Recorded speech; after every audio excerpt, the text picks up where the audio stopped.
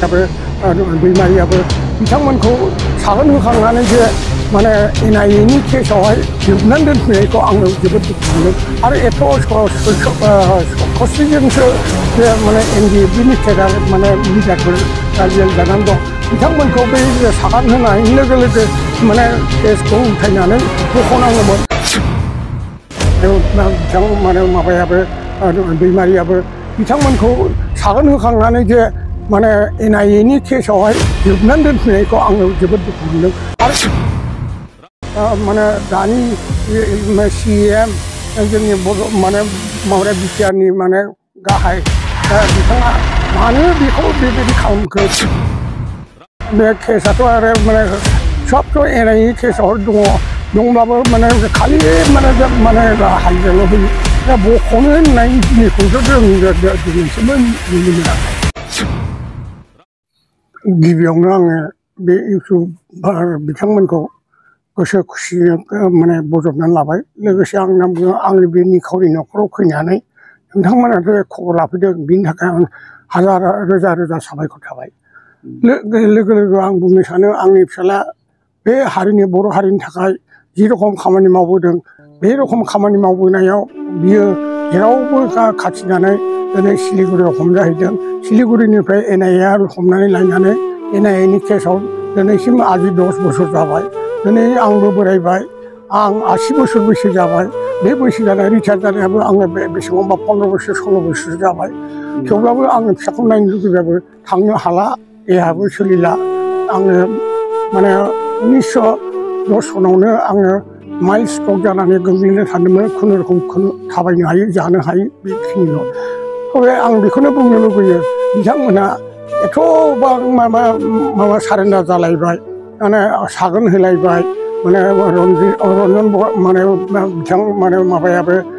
दैमारियाबो बिथांमोनखौ सागोन होखांनानै जे माने एनआइएनि केसआवहाय जोबनानै दोनफैनायखौ आङो जोबोद दुखु मोनदों आरो एथ' खस्थिजोंसो जे माने एनडिएफबिनि केडार माने लिडारफोर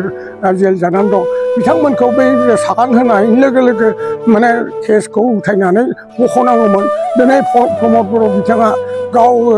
एथ' माने सागान होलायनानै बिथांमोनखौ जोबथेसालियाव दोननानै मा खालामनो सानदों आं बेखौनो माने साननो हायाखै सानस'नो हायाखै मानो होनना जों लुगैयो माने गुबुन माने आफादफोरनिखौ जों नुनो मोनबाय जेरै माने गोदो बिएलटिनि माबा हाग्रामानि दिनावहाय माने जखननाखिनो जाबाय माबा एकर्डआ जादों एकर्ड जानाय लोगो लोगो सं गजोबदों केसआबो माबादों नै दाखालैसो माने आलफानि माने केडार लिडारफ्रा सारेन्डार जादों बिथांमोना सागान होदों इदिदों बिथांमोननिया जेलनिफ्राय गनो हाबाय नाथाय बे एनआइएनि केस बा रन्जन दैमारिनि बा माने एनडिएफबिनिखौ माने मानो दा जे बख'नो हायाखै आं बेखौनो आसरित मोनदों बेखौनो दुखु मोनदों गार्जेन हिसाबै जों लुगैयो जे बिथांमोनहाबो सागान होनाय लोगो लोगो एकर्ड जानाय लोगो लोगो गासिबो माने केडार लिडार गासिबो माने गजोबनांगौमोन दिनै बबे सालावहाय बबे माने फाखनाव खोख्लैनानै दोनखो आं बेखायनो प्रमद बर'खौ लुगैयो बिथांखौ मानगोनां माने दानि सिएम जोंनि बर' माने माबाया बिटिआरनि माने गाहाय बिथाङा मानो बेखौ बेबायदि खालामखो बिसोरखौ माने बख'दिया आं बेखौनो बुंदों आंथ' माने आजि 10 बोसोर जाबाय जेलावनो माने बे केसआथ' आरो माने सबथ' एनआइए केसआव दंब्लाबो माने खालि माने हाजिराल' होयो दा बख'नो होननाय जिनिसखौथ' जों दिनैसिमबो नुनो मोनाखै गावल' बुंनाय बायदि मोनो खिन्थु खामानिखौ मावा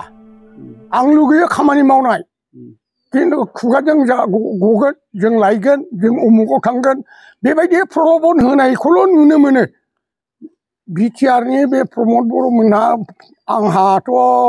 बेसेबांबा गोबाव बिसोरो बख'गोन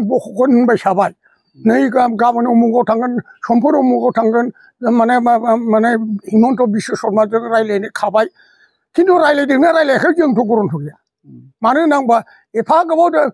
आजि बेसेबांबा बोसोर जाबाय बिसोर बेबायदि बुंनाया बख'नायावथ' गैया दा बेखायनो आं सानो बिथांमोनहा जाहाथे जुदि माने नैबे इलेक्सनखौ मोजाङै जुदि खुंनो लुगैदोंब्ला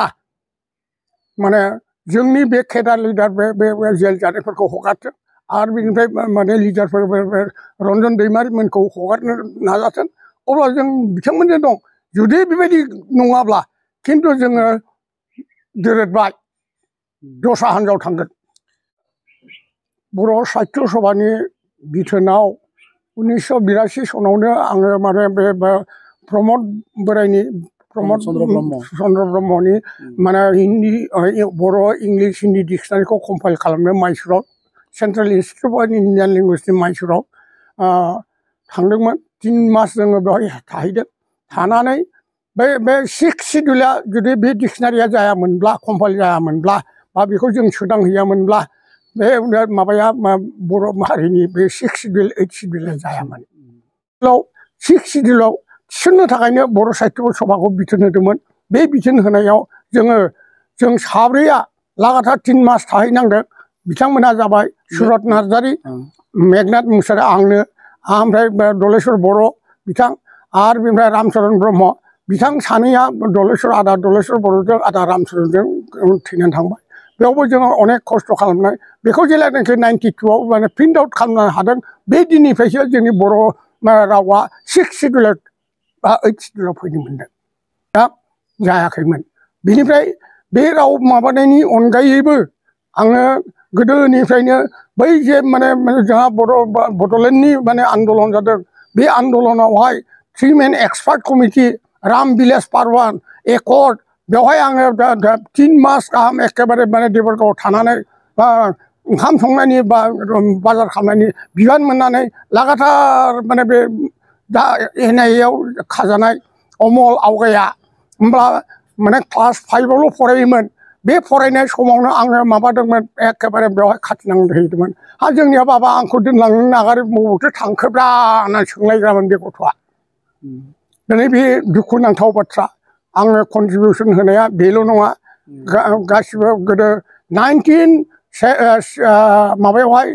67आव अल गवालपारा बड' स्टुडेन्ट इउनियन माने जेलानाखि कनफारेन्स बर' बाजार हाइ स्कुलाव जादोंमोन बे समावबो आङो बे माने बर' स्टुडेन्ट इउनियननि बे कनफारेन्सआव ओंखाम संनांदों माने फुड इनचार्जआव थानांदों बे दिननिफ्रायनो आङो जेब्लायबो बर' साहित्य सभानियानो जा बा माने एबसुनि माने कनफारेन्सआ जा बेवहाय आङो सब समय फुड इनचार्जआव थाहैनांदों जेलानाखि सानसुमा खुंगुर बसुमतारिया नैबे टेङापारायावहाय माने माबा प्रेसिडेन्ट जाब्ला माने बर' स्टुडेन्ट इउनियननि माबा प्रेसिडेन्ट दंमोन बे समावहाय आङो फुड इनचार्जमोन आरो बेनिफ्राय जेलानाखि माने